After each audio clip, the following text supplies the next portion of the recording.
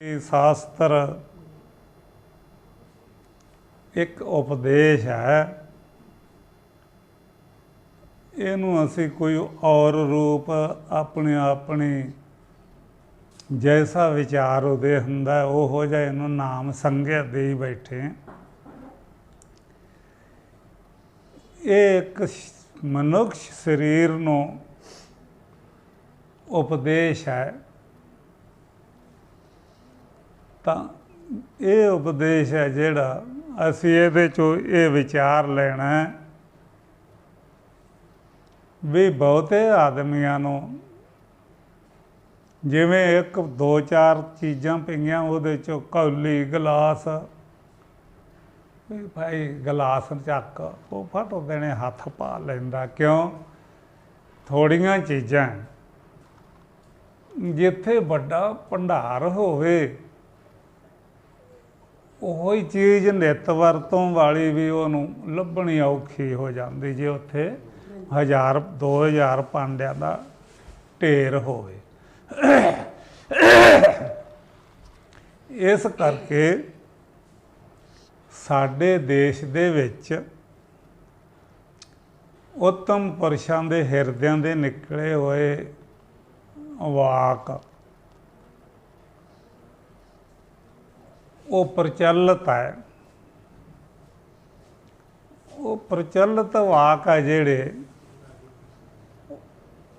वो चालू है जिमें वड्डे भंडार दे विचों सानू पछाणिया नहीं जाता। घर दे दो चार पात्र है उहदे चों कौली थाल गिलास न्यारे न्यारे है बई कौली लियाई उन्हें चक लियांदी ते जिथे बनते है उतों आखे भी कौली लियाई तो थानू थियावनी नहीं गी पटक के मरे आऊंगे। ये 6 शास्त्र बनाए सी भी इन्हां दे विचों खोज करियो जिस वस्तु बारे शास्त्र बोल रहे हैं उसनों पहचान लो। तो ये चिद ते जड़ दो चीज़ों की एक ग्रंथी गंढ इकट्ठी हो गई है।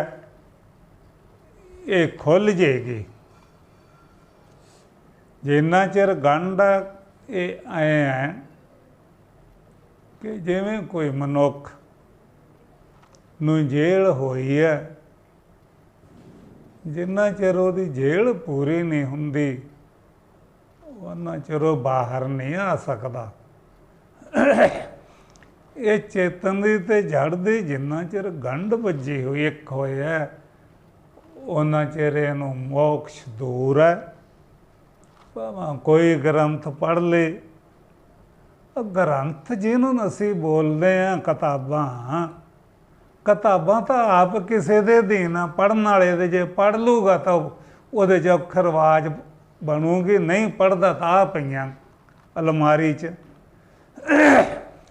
असी ये वेखना है भी जिस खिते च आपां रहिंदे आ इस खिते दे विच पंजाब इसनूं क्या पंजाब दे विच पंजाबी भाषा नूं मुख्यता है और पंजाबी भाषा दे विच जिहड़े ग्रंथ है जिहड़ियां नावल आदि कोई चीज़ां लिखियां उन्हां दे विच परमार्थ नहींगा। पंजाबी भाषा च होण करके सानूं पढ़नियां तां सौखियां उन्हां च परमार्थ नहीं। जिहड़ी परमार्थ जिस सत्ता का परमार्थ का बोधन करती है वो केवली पंजाबी की गल करदा वो है गुरु ग्रंथ साहब। वो जिवें फैक्ट्री दे विच भांडे है घर दे विच 5-6 चों कौली गिलास नूं तो फट देने सियाण लेंगा तो उहदा एडा वड्डा वसफीरना कि इहनूं हथ पल्ले कुछ आउंदा नहीं। उस वस्तु की पहचान नहीं आउंदी। ना पहचान आने करके जिवें 6 शास्त्र मन्ने आ ਉਹ 6 ਸ਼ਾਸਤਰਾਂ ਦੇ ਅੱਗੇ ਮੁੱਖ ਜਿਹੜਾ ਪ੍ਰਤੀਪਾਦਨ ਤਾ ਉਹ ਅਦਵੈਤ ਸਤਾ ਬਾਰੇ, ਉਹ 6 ਸ਼ਾਸਤਰਾਂ ਦਾ ਜਿਹੜਾ ਸਿਧਾਂਤ ਹੈ ਉਹ ਬ੍ਰਹਮ ਭਰਤੀ ਹੈ। ਇਹਦੇ ਵਿੱਚੋਂ ਹੀ ਆਰੀਆ ਸਮਾਜੀ, ਜੈਨ, ਬੋਧੀ ਇਤਿਆਦਿਕ ਬੇਅੰਤ ਲੋਕ ਹਨ ਜਿਨ੍ਹਾਂ ਨੇ ਆਪਣੇ ਆਪਣੇ ਮਤ ਅਨੁਸਾਰ ਆਪਣੇ ਗ੍ਰੰਥ ਬਣਾਏ ਆ। ਉਹ ਗ੍ਰੰਥਾਂ ਦਾ ਇੰਨਾ ਵਿਸਤੀਰਣ ਵੱਧ ਗਿਆ ਕਿ ਕੋਈ ਵੀ ਪੜ੍ਹਨ ਵਾਲੇ ਨੂੰ ਸਮਝ ਨਹੀਂ ਆਉਂਦੀ, ਕਿਉਂ ਉਹ ਕਹਿੰਦਾ ਅਮਕ ਗ੍ਰੰਥ 'ਚ ਐਂ ਆਖਿਆ, ਫਲਾਣੇ 'ਚ ਐਂ ਆਖਿਆ, ਦੂਜੇ 'ਚ ਐਂ ਆਖਿਆ। ਤਾਂ ਇਸ ਦੇ ਲਈ ਅਸੀਂ ਖਾਸ ਪੰਜਾਬੀ ਬੋਲਦੇ ਹੋਣ ਕਰਕੇ ਪੰਜਾਬੀ ਦਾ ਕਮਾਨਤਾ ਵਾਲਾ ਗ੍ਰੰਥ ਗੁਰੂ ਗ੍ਰੰਥ ਜਿਹਨੂੰ ਮੰਨਿਆ ਗਿਆ, ਇਹਦੀ ਪ੍ਰਤਿਸ਼ਠਾ ਹੈ ਵੀ ਇਹਦੀ ਪ੍ਰਤਿਸ਼ਠਾ ਸਭ ਤੋਂ ਉੱਤਮ ਵਸਤੂ ਕਿਹੜੀ ਹੈ ਜਿਹਦੇ ਕਰਕੇ ਇਹਦੀ ਪ੍ਰਤਿਸ਼ਠਾ ਹੈ। ਤਾਂ ਇੱਥੋਂ ਇਹ ਆਉਂਦਾ ਕਿ ਇਹ ਗੁਰੂ ਗ੍ਰੰਥ ਸਾਹਿਬ ਦੀ ਪ੍ਰਤਿਸ਼ਠਾ ਇਸ ਲਈ ਹੈ ਕਿ ਜਿਵੇਂ 6 ਸ਼ਾਸਤਰਾਂ ਦੇ ਵਿੱਚ ਇਹ ਬਾਤ ਬਤਾਈ ਗਈ ਹੈ, ਇਸ ਕਰਕੇ ਇਸ ਗ੍ਰੰਥ ਦੇ ਵਿੱਚੋਂ 6 ਮੁੱਖ ਵਾਕ ਨਿਆਰੇ ਵਿਖਾਏ ਹੈ, ਜਿਹਦੇ ਵਿੱਚ 6 ਦੇ ਵਿੱਚ ਹੀ ਬ੍ਰਹਮ ਦਾ ਪ੍ਰਤੀਪਾਦਨ। ਜਿਵੇਂ ਕਹਿ ਲੋ कल युग में एक नाम आधार, वो कौन सा नाम है? तो गुरु नानक जी ने ਉਹਦਾ ਨਾਲ ਦੇ ਨਾਲ ਉੱਤਰ ਦਿੱਤਾ ਕਿ कल युग में एक नाम आधार। तो नानक जी ने कहे तो केड़ा ना कि नानक बोले ब्रह्म विचार। ये छेयां दे विच ब्रह्म का जिक्र आउंदा, पहलां किहड़ा आउंदा नहीं। पर एडा वड्डा ग्रंथां किताबां दा विस्तीर्ण हो गया, सार वस्तु रुल गई। ग्रंथ दे विच, पोथियां दे विच, किताबां दे विच नहीं वो रुली, साडे हिरदे च रुल गई। वो असी हिरदे दे विचों उहनूं जागृत करना है। जागृत असी किवें करांगे भी इसनूं हिरदे चों जागृत किवें कीता जावे? तां चेतन ते जड़ इहदी एक गांठ बन गई है। ये शरीर है जिहड़ा, ये गंढ है। इहदे विच नानक जी महाराज ने इस संस्था दे विच सच बोलण वाले नूं मानता दित्ती जावे और सच दा विशेष आदर है। क्यों? किस करके? आखे आद सच, जुगाद सच, है भी सच, नानक होसी भी सच। तो विचारो भी सत नूं किड्डी मानता दित्ती है। तो असीं वेखना कि उस सत नूं किन्नियां क लोकां ने पहचानिया और जानिया। तो इथों यही होएगा भी जिन्ने भी लोग है, कोई गुटका, कोई पोथी, कोई ग्रंथ साहब, कोई होर पुस्तक से सियाणिया पुरुषों की लिखी उन्हों पढ़ते है, उहदे च लफाज जवान द्वारा बोलते तो है, पर वो कोई विरला होएगा जिन्हें सत का साक्षात किया भी आ है वो वस्तु जिन्हों आद सच, जुगाद सच, है भी सच, नानक होसी भी सच कह के बोलिया। इहदे विच ये चीज़ां दी मुखता है, जिस दी मुखता होने करके वो ग्रंथ प्रतिष्ठावान ਮੰਨਿਆ ਗਿਆ। ਵੱਡਾ ਕਰਕੇ ਨਹੀਂ ਵੀ ਸਾਰਿਆਂ ਗ੍ਰੰਥਾਂ ਤੋਂ ਵੱਡਾ ਹੈ, ਨਹੀਂ, ਸਾਰਿਆਂ ਗ੍ਰੰਥਾਂ ਤੋਂ ਵੱਡੇ ਛੋਟੇ ਦਾ ਨਹੀਂ ਸਵਾਲ। ਅਸੀਂ ਉਸ ਚੀਜ਼ ਦੀ ਗੱਲ ਕਰਦੇ ਜਿਹਨੂੰ ਸੱਤ ਕਿਹਾ ਗਿਆ ਹੈ। ਸਭ ਤੋਂ ਉੱਚਾ ਵੱਡਾ ਵਿਆਪਕਤਾ ਸੱਤ ਦੀ ਮਹਿਮਾ ਹੈ। ਇਹ ਆਦਮੀਆਂ ਦਾ ਆਦਰ, ਪਸ਼ੂਆਂ ਪੰਛੀਆਂ ਦਾ ਆਦਰ, ਪ੍ਰਤੇਕ ਵਸਤੂ ਦਾ ਆਦਰ, ਵਸਤੂ ਦਾ ਨਾਮ ਰੂਪ ਕਰਕੇ ਨਹੀਂ ਕਰਦੇ। ਉਹ ਸੱਤਵੇਂ ਓਤਪੋਤ ਹੈ।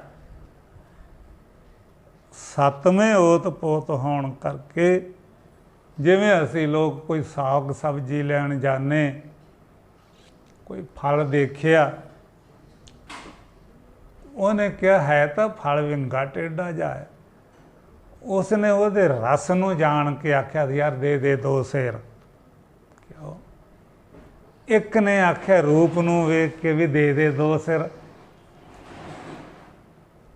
ਜ਼ਿਆਦੇ ਲੋਕ ਨਾਮ ਰੂਪ ਨੂੰ ਵੇਖ ਕੇ ਮਹਿਮਾ ਗ੍ਰੰਥਾਂ ਦੀ, ਸੰਤਾਂ ਦੀ ਮੰਨਦੇ ਆ। ਕੁਛ ਲੋਕ ਉਹ ਮੰਨਦੇ ਆ ਵੀ ਸੰਤ ਜਿਹੋ ਜਿਹਾ ਮਰਜੀ ਹੈ, ਗ੍ਰੰਥ ਜਿਹੋ ਜਿਹਾ ਮਰਜੀ ਹੈ, ਜਿਹੜਾ ਵਿੱਚ ਇਹਦੇ ਉਪਦੇਸ਼ ਹੈ ਉਸ ਸੱਤ ਵਸਤੂ ਦਾ ਉਪਦੇਸ਼ ਹੈ। ਜਿਹੜੀ ਸੱਤ ਵਸਤੂ ਤ੍ਰੈ ਕਾਲ ਆਬਾਦ ਹੈ, ਕਦੇ ਪੈਦਾ ਨਹੀਂ ਹੁੰਦੀ, ਕਦੇ ਮਿਟਦੀ ਨਹੀਂ। ਉਸ ਸੱਤ ਵਸਤੂ ਦਾ ਨਾਂ ਅੰਮ੍ਰਿਤ ਆਖਿਆ।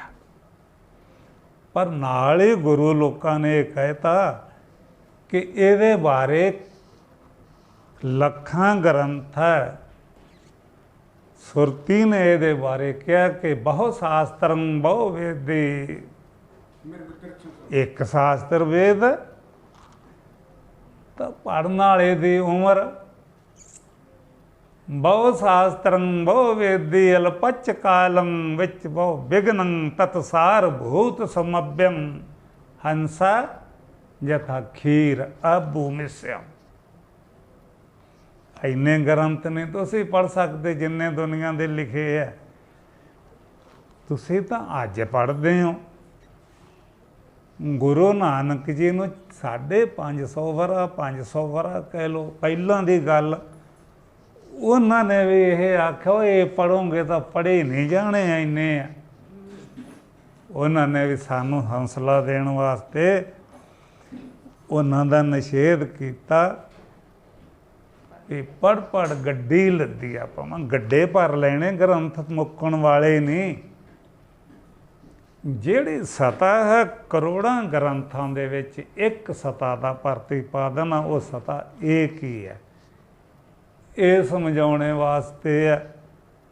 ਤਾਂ ਅਸੀਂ ਮੁੜ ਕੇ ਇਹੋ ਵੇਖਣਾ ਵੀ ਅਸੀਂ ਉਸ ਸਤਾ ਨੂੰ ਪਹਿਚਾਣਿਆ ਕਿ ਨਹੀਂ। ਅਗਰ ਪਹਿਚਾਣਿਆ, ਏਕਾ ਲਿਖਿਆ, ਏਕਾ ਤਾਂ ਸਾਡੀ ਪਹਿਚਾਣ 'ਚ ਆਉਂਦਾ ਹੈ। ਅਤੇ ਤ੍ਰੈ ਮਾਤਰਾ, ਸਾਡੇ ਤ੍ਰੈ ਮਾਤਰਾ ਵਾਲਾ ਊੜਾ ਓਮ ਵੀ ਆਉਂਦਾ। ਦੋਨੋਂ ਦੀਦੇ ਅੱਖਾਂ ਨਾਲ। ਜਿਹੜਾ ਅੱਖਾਂ ਨਾਲ ਨਹੀਂ ਦੀਦਾ ਅਨੁਭਵ ਰੂਪ ਹੈ, ਉਹ ਨਾ ਏਕੇ 'ਚ ਕਿਸੇ ਨੂੰ ਨਜ਼ਰ ਆਉਂਦਾ, ਨਾ ਊੜੇ 'ਚ ਨਜ਼ਰ ਆਉਂਦਾ। ਜਿਹੜਾ ਏਕੇ 'ਚ ਨਜ਼ਰ ਆਉਂਦਾ ਹੈ, ਏਕਾ ਤਾਂ ਨਾਮ ਰੂਪ ਹੈ। ਏਕਾ ਨਾਮ ਹੈ, ਓਮ ਰੂਪ ਹੈ, ਅਥਵਾ ਓਮ ਨਾਮ ਹੈ, ਏਕਾ ਰੂਪ ਹੈ। ਇਹ ਰੂਪ ਹੈ ਜਿਹੜੇ, ਇਹ ਕਿਸੇ ਤਟਸਥ ਲੱਛਣ ਹੋਏ ਬੈਠੇ ਆ। ਕਿਵੇਂ ਤਟਸਥ ਹੈ? ਕਿਨਾਰੇ 'ਤੇ ਖੜੇ ਆ ਵੀ ਕੋਈ ਜਗਿਆਸੂ ਆਉਣੇ ਵਾਲਾ। ਉਸ ਜਗਿਆਸੂ ਨੂੰ ਅਸੀਂ ਸੱਤ ਸਤਾ ਦਾ ਪ੍ਰਦਰਸ਼ਨ ਕਰਕੇ ਦੱਸਾਂਗੇ। ਜਿਸ ਵੇਲੇ ਉਹ ਸੱਤ ਸਤਾ ਨੂੰ ਅਨੁਭਵ ਕਰ ਲਏਗਾ, ਅਸੀਂ ਪਿੱਛੇ ਹਟ ਜਾਵਾਂਗੇ। ਅਸੀਂ ਪਿੱਛੇ ਕਿਉਂ ਹਟਾਂਗੇ? ਅਸੀਂ ਇਸ ਹਰ ਸਾਧਕ ਨੂੰ ਸੱਤਵੇਂ ਪਹੁੰਚਾਉਣ ਵਾਸਤੇ ਖੜੇ ਹਾਂ ਆਪਣੇ ਥਾਂ। ਜੇ ਤੁਸੀਂ ਇਹ ਤਾਂ ਮਿਟਦੇ ਨਹੀਂ, ਜੁਗੋ ਜੁਗ ਅਟੱਲ ਹੈ। ਤੇ ਤਾਂ ਨਹੀਂ ਮਿਟਦੇ ਕਿ ਤੁਸੀਂ ਜਾਣਦੇ ਨਹੀਂ। ਜਿਹਦੇ ਬਾਰੇ ਬਾਰ-ਬਾਰ ਕਹਿੰਦੇ ਆ ਤੁਸੀਂ ਜਾਣਗੇ ਤਾਂ ਇਹ ਹੋਏਗਾ ਕਿ ਸੰਤ ਤਾਂ ਜਾਣਦੇ ਹੋਣਗੇ ਨਾ। ਤਾਂ ਇੱਥੇ ਗੱਲ ਨਿਬੜਦੀ ਹੈ ਵੀ ਅਸੀਂ ਆਪਾਂ ਕਿਸੇ ਸੰਤ ਦਾ ਨਾ ਮਿੱਤਰ ਹਾਂ ਤੇ ਨਾ ਕਿਸੇ ਸੰਤ ਦੇ ਦੁਸ਼ਮਣ ਹਾਂ। ਵੀ ਐਂ ਕਹੀਏ ਜੋ ਗੁਰਬਾਣੀ ਜੋ ਸੰਤ ਲੋਕਾਂ ਦਾ ਬੋਲਿਆ ਹੋਇਆ ਤਾਂ ਉਹਦੇ 'ਚ ਵੀ ਬਾਣੀ 'ਚ ਕਿਹਾ ਕਿ ਸੰਤ ਕੀ ਮਹਿਮਾ ਵੇਦ ਨਾ ਜਾਣੇ, ਜੇਤਾ ਸੁਣੇ ਤੇਤਾ ਬਖਾਣੇ। ਵੇਦ ਦੇ ਵਿੱਚ ਜਿਹੜੀਆਂ ਤੁਸੀਂ ਗੱਲਾਂ ਸੁਣਦੇ ਆ ਉਹ ਮੂੰਹ ਬਖਿਆਨ ਕਰ ਦਿੰਦੇ ਆ ਸੁਣ ਕੇ, ਕਿਤਾਬ ਪੜ੍ਹ ਕੇ। ਜਿਹਦਾ ਬਖਿਆਨ ਕਰਦੇ ਉਹਨੂੰ ਪਹਿਚਾਣਦੇ ਵੀ ਆ ਕਿ ਨਹੀਂ? ਤਾਂ ਸੱਚ ਇਹ ਨਿਕਲੇਗਾ ਵੀ ਮੈਂ ਪਹਿਚਾਣਿਆ ਨਹੀਂ। ਕੋਈ ਆਖੇਗਾ ਇਹ ਕਿਵੇਂ? ਤੈਨੂੰ ਕਿਸੇ ਨੇ ਚੈੱਕ ਕੱਟ ਕੇ ਦਿੱਤਾ 5, 10, 50 ਹਜ਼ਾਰ ਦਾ, ਸਾਂਭ ਰੱਖਦਾ ਯਾਰ, ਕਾਗਜ਼ ਹੈ ਸਿੱਟ ਖਾ ਇਹਨੂੰ। ਉਹ ਬੋਲਦਾ ਵੀ ਐਵੇਂ ਸਿੱਟ ਦਿਆਂ, ਜਿੰਨਾ ਚਿਰ ਪੇਮੈਂਟ ਨਹੀਂ ਅੱਗੋਂ ਹੁੰਦੀ, ਪੈਸੇ ਨਹੀਂ ਮਿਲਦੇ, ਇਹਨੂੰ ਕਿਵੇਂ ਸਿੱਟ ਦਿਆਂ? ਅੱਛਾ ਜੇ ਭਲਾ ਉਹਦੇ ਪੈਸੇ ਮਿਲ ਜਾਣ ਤੇ ਫੇਰ ਵੀ ਜੇਬ 'ਚ ਰੱਖੇਗਾ? ਫੇਰ ਰੱਖੋ, ਜਿਸ ਲਈ ਇਹ ਸੀਗਾ ਉਹ ਪ੍ਰਾਪਤ ਹੋ ਗਏ। ਜਿਹਨੂੰ ਤੁਸੀਂ ਸਤਨਾਮ ਸਤਨਾਮ ਆਨੇ ਹੈ ਵੀ ਉਹ ਸਤ ਪ੍ਰਾਪਤ ਹੋਇਆ। ਤਾਂ ਸੱਚ ਇਹ ਹੈ ਵੀ ਜੇ ਮੈਨੂੰ ਉਹ ਹੀ ਪ੍ਰਾਪਤ ਹੋ ਜਾਂਦਾ ਤਾਂ ਫਿਰ ਮੈਨੂੰ ਵੱਡੇ ਵੱਡੇ ਅਡੰਬਰ ਕਰਨ ਦੀ ਲੋੜ ਕੀ ਸੀ? ਇਹ ਤਾਂ ਸੱਚ ਦੀ ਬਾਤ ਹੈ ਵੀ ਸੱਚ ਇਹ ਹੀ ਹੈ ਕਿ ਮੈਂ ਸਤ ਸਰੂਪ ਨੂੰ ਜਾਣ ਨਹੀਂ ਸਕਿਆ। ਜਿਹੜਾ ਸੱਤ, ਜਿਵੇਂ ਬੱਚਿਆਂ ਨੂੰ ਟੋਫੀਆਂ ਗੋਲੀਆਂ ਉਹ ਡੱਕੇ ਦੇ ਤੀਲ 'ਤੇ ਚੜ੍ਹਾ ਕੇ ਦੇ ਦਿੰਦੇ ਆ, ਉਹ ਵਸਤੂ ਦੇ ਨਾਲ ਮਿੱਠਾ ਓਤ-ਪੋਤ ਹੋਇਆ। ਉਹ ਮਿੱਠੇ ਨੂੰ ਮਾਰੇ ਉਹ ਚੀਜ਼ ਨਾਲ ਨਿਗਲੀ ਜਾਂਦੇ ਆ। ਇਸੇ ਤਰ੍ਹਾਂ ਹੀ ਇਹ ਸੱਤ ਦੇ ਨਾਲ ਇਹਦੇ ਤੇ ਸੱਤ ਦਾ ਮਿੱਠਾ ਚੜ੍ਹਾਇਆ ਵਾ ਹੱਡ ਮਾਸ ਨੂੰ। ਅਸੀਂ ਕਹਿੰਦੇ ਕਿਤੇ ਹੱਡ ਮਾਸ ਹੀ ਵਧੀਆ, ਆ ਮੇਰਾ ਸਰੀਰ ਹੈ ਇਹ ਬਹੁਤ ਵਧੀਆ, ਸਾਰਿਆਂ ਤੋਂ ਸ਼ਹਿਰੀਆਂ ਤੋਂ ਵਧੀਆ। ਇਸ ਨੂੰ ਇਹ ਨਹੀਂ ਪਤਾ ਕਿ ਵੀ ਜਿਵੇਂ ਉਹ ਚੂਸਣੀ ਦੇ ਉੱਤੇ ਮਿੱਠਾ ਚੜ੍ਹਿਆ, ਉਹ ਮਿੱਠੇ ਕਰਕੇ ਉਹ ਜਵਾਕ ਚੂਪਦਾ ਹੈ। ਇਹਦੇ ਨਾਲ ਜਿਹੜਾ ਸੱਤ ਓਤ-ਪੋਤ ਹੈ ਕਿ ਅੰਮ੍ਰਿਤਾ, ਇਸ ਕਰਕੇ ਤੈਨੂੰ ਇਹ ਮਿਰਤਕ ਸਰੀਰ ਵੀ ਵਧੀਆ ਲੱਗਦਾ। ਅਗਰ ਜਦੋਂ ਤੁਸੀਂ ਉਸ ਅੰਮ੍ਰਿਤ ਨੂੰ ਪਹਿਚਾਣ ਲਏਗਾ, ਆਤਮਾ ਨੂੰ, ਤਾਂ ਤੂੰ ਇਸ ਨੂੰ ਇਹ ਆਖੇ ਤੈਨੂੰ ਪਤਾ ਲੱਗਣ ਲੱਗ ਜਾਏਗਾ ਇਹ ਸਰੀਰ ਕੀ ਹੈ। ਤਾਂ ਅਸੀਂ ਇਹ ਕਹਾਂਗੇ ਕਿ ਜਿਹੜੇ ਸੰਤ ਲੋਕ ਤਾਂ ਜਾਣਦੇ ਹੋਣਗੇ ਨਾ, ਤਾਂ ਇੱਥੇ ਇਹ ਹੋਏਗਾ ਵੀ ਸੰਤ ਲੋਕ ਜਾਣਦੇ ਸੀ ਤੇ ਸੰਤ ਲੋਕਾਂ ਨੇ ਬਾਣੀਆਂ ਬੋਲੀਆਂ। ਉਹਨਾਂ ਅਨੁਭਵ ਵਿਗਿਆਨ ਰਿਖੀਆਂ ਦੇ ਹਿਰਦਿਆਂ ਦੇ ਜਿਹੜੇ ਉਪਨਿਸ਼ਦ ਜਿਹੜੀਆਂ ਬਾਣੀਆਂ ਬਣੀਆਂ, ਇਹ ਇਉਂ ਹੈ ਅੱਜ ਕੱਲ੍ਹ ਦਾ ਸੰਤ ਮੇਰੇ ਵਰਗਾ ਕਿ ਜਿਵੇਂ ਕਾਰ ਕੰਪਨੀ ਨੇ ਬਣਾ ਕੇ ਗਾਂਹ ਦੇਤੀ ਹੈ, ਖਰੀਦਣ ਵਾਲੇ ਨੇ ਪੈਸੇ ਦੇ ਕੇ ਖਰੀਦ ਲਈ ਤੇ ਇਹਨੂੰ ਇਹ ਨਹੀਂ ਪਤਾ ਵੀ ਕਿਵੇਂ ਬਣੀ ਆ। ਚੱਲਦੀ ਵੇਖ ਲੈਂਦਾ ਵੀ ਭੱਜਦੀ ਤਾਂ ਬਹੁਤ ਹੈ। ਇਹ ਸੰਤਾਂ ਨੇ ਵੀ ਐਂ ਵੇਖਿਆ ਹੋਇਆ ਜਗਤ ਨੂੰ ਵੀ ਲੱਗਦਾ ਤਾਂ ਬਹੁਤ ਪਿਆਰਾ। ਇਹ ਕਿਸੇ ਵਿਰਲੇ ਸਾਧੂ ਨੂੰ ਪਤਾ ਹੈ ਵੀ ਇਹ ਪਿਆਰਾ ਕਿਉਂ ਲੱਗਦਾ। ਜਿਵੇਂ ਬੱਚਾ ਚੂਸਣੀ ਕਿਉਂ ਚੂਪਦਾ, ਬਰਫ਼ ਦੀ ਕੁਲਫੀ ਕਿਉਂ ਚੱਟਦਾ, यार ਉਹਦੇ ਤੇ ਮਿੱਠਾ ਓਤ ਪੋਤ ਹੋਇਆ। ਇਹ ਜਿਹੜਾ ਸੰਤ ਇਸ ਸਰੀਰ ਨੂੰ ਕਿਉਂ ਚੰਗਾ ਸਮਝਦਾ, ਉਹ ਕਿਸੇ ਵਿਰਲਿਆਂ ਨੂੰ ਪਤਾ ਹੈ, ਇਹਨੇ ਪਤਾ ਨਹੀਂ। ਜੇ ਪਤਾ ਨਾ ਹੋਵੇ ਤਾਂ ਤੁਹਾਨੂੰ ਸਾਨੂੰ ਕਿਵੇਂ ਪਤਾ ਲੱਗਦਾ? ਪਤਾ ਹੈ, ਪਰ ਇਹਦੇ ਵਿੱਚ ਇਹ ਹੈ ਕਿ ਜਿਹੜਾ ਦਰਸ਼ਨ ਹੁੰਦਾ ਹੈ ਇਹ ਮਾਇਆ ਦਾ ਹੁੰਦਾ, ਸੱਤ ਦਾ ਦਰਸ਼ਨ ਨਹੀਂ ਕਿਸੇ ਨੂੰ ਵੀ ਹੁੰਦਾ। ਤਾਂ ਫਿਰ ਕਹਾਂਗੇ ਕਿਉਂ ਵੀ ਸੱਤ ਦਾ ਦਰਸ਼ਨ ਹੋਣ ਨੂੰ ਕੀ ਹੈ? ਸੱਤ ਦਾ ਦਰਸ਼ਨ ਹੋਏਗਾ ਤਾਂ ਸੱਤ ਮਿੱਥਿਆ ਹੋ ਜਾਏਗਾ। ਜਿਹੜੀ ਚੀਜ਼ ਦਾ ਤੁਹਾਨੂੰ ਦਰਸ਼ਨ ਹੁੰਦਾ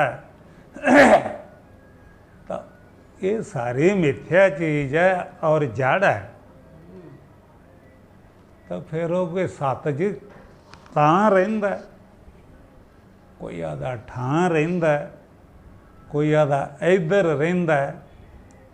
ਵਾਸਤਵਿਕ ਦੇ ਵਿੱਚ 100 ਮਨੁੱਖ ਨੂੰ ਇੱਕ ਪਾਸੇ ਕੱਢ ਲਈਏ, 90 ਮਨੁੱਖ ਆਪਣੇ ਧਰਮ ਦਾ, ਕਿਸੇ ਦੀ ਮਾਨਤਾ ਦਾ ਪ੍ਰਚਾਰ ਕਰਦੇ, ਚਾਹੇ ਉਹਦੇ ਪਿੱਛੇ 100 ਝੂਠ ਬੋਲਣਾ ਪੈ ਜੇ, ਸੱਚ ਨੂੰ ਪਿਛਾਂਹ ਤੱਕ ਦਿੰਦੇ ਵੀ ਮੇਰੇ ਬੰਦੇ ਜ਼ਿਆਦੇ ਹੋਣੇ ਚਾਹੀਦੇ।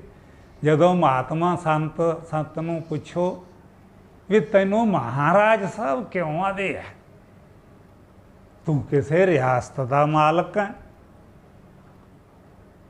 ਵੀ ਰਾਜੇ ਔਰ ਮਹਾਰਾਜੇ, ਵੀ ਤੈਨੂੰ ਸਾਰੇ ਮਹਾਰਾਜ ਸਾਹਿਬ ਕਹਿੰਦੇ ਹੈ, ਵੀ ਕੌਣ सी चीज़ महाराज है तेरे में? ਤਾਂ ਮਹਾਰਾਜ ਅਖਵਾਈ ਤਾਂ ਜਾਂਦਾ ਹੈ ਔਰ ਮਹਾਰਾਜ ਦਾ ਪਤਾ ਨਹੀਂ। तभी क्योंकि महाराज का तो नहीं गे, सारे महाराज ही है। तभी किवें महाराज? महाराज जी महा लोगां नूं ज्ञान देण वास्ते चले है, ते 50,000 ਦੇ ਲਗਭਗ ਉੱਥੇ ਬੰਦਾ ਗੁੜੀ ਇਕੱਠਾ ਹੋ ਜਾਂਦਾ ਹੈ।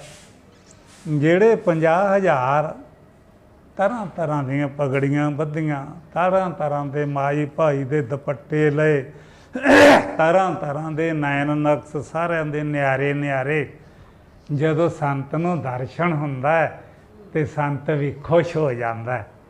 ਤਾਂ ਇਸ ਨੂੰ ਪੁੱਛੋ ਵੀ ਇਹ ਜਿਹਦੇ ਦਰਸ਼ਨ ਹੁੰਦੇ ਇਹ ਪਰਮਾਤਮਾ ਕਿ ਇਹ ਮਾਇਆ ਹੈ? ਤੂੰ ਇਹਨਾਂ ਨੂੰ ਪ੍ਰਭੂ ਦੇ ਦਰਸ਼ਨ ਕਰਾਉਣ ਚੱਲਿਆ, ਤੂੰ ਆਪ ਮਾਇਆ 'ਚ ਰੁੱਝਿਆ। ਸੰਤ ਕਬੀਰ ਨੇ ਕਿਹਾ ਗੋ ਗੋਚਰ ਜਾਂ ਤੱਕ ਮਨ ਜਾਏ, ਸੋ ਸਭ ਮਾਇਆ ਜਾਣੋ ਪਾਈ। ਉਹ ਤੂੰ ਖੁਦ ਮਾਇਆ 'ਚ ਪ੍ਰਸੰਨ ਹੈ।